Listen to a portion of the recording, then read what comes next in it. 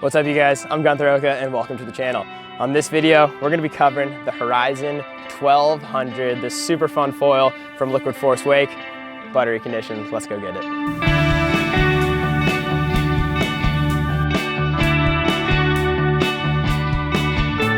So for the 1200, I'm gonna move that mast forward. I was just on the 1550, so almost my rule of thumb is that as I downsize the foil, I'm gonna also kind of move that mast forward. It just kind of helps keep the ride balanced, I'd say. As for the boat, we're on the Axis A24, and with the 1200, it's a real like whippy and maneuverable wing, and I think I want a little bit of a bigger wake for this. So probably bump it up to around like 50% ballast, run that wedge on one. We'll run about like 11.7 mile an hour. And I just like am so pumped on the way that the surf gate deploys off the side of this boat. Feels like it just gives me like the cleanest wave face, and you don't get any turbulence from like the side wash the boat, and it's too much fun, so let's do it.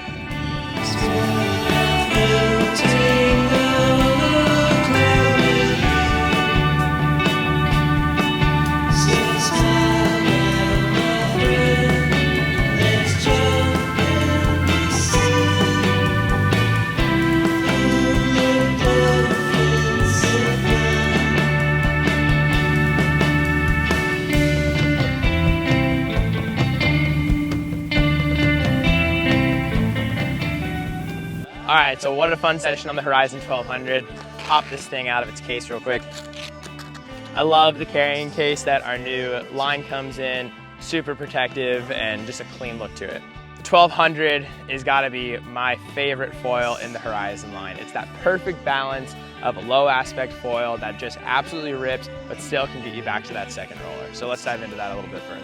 For 2025, we've thinned out the foil section for the Horizon 1200, making it just a lot faster through the water. So this kind of allows you to have a little bit more glide off the push, and then on top of that, when you're trying to work your way from the first wave to the second wave, because the foil travels faster through the water, it gets you there faster, it gets you there with less pumps. For that, because this is a low aspect foil, when doing something like that 1-2 or like a 360 carve, it's really forgiving at that low end speed.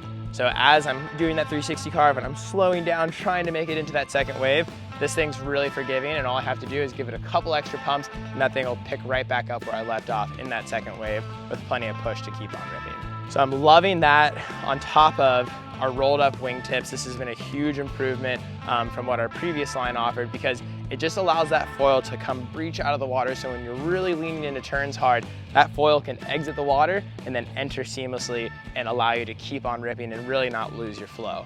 But all this though, right, is paired with that fuse lock connection system. So having this little base plate here that the mast locks into allows for that crazy instantaneous response, and really just being able to like wiggle this foil left to right with really no delay, in the connection.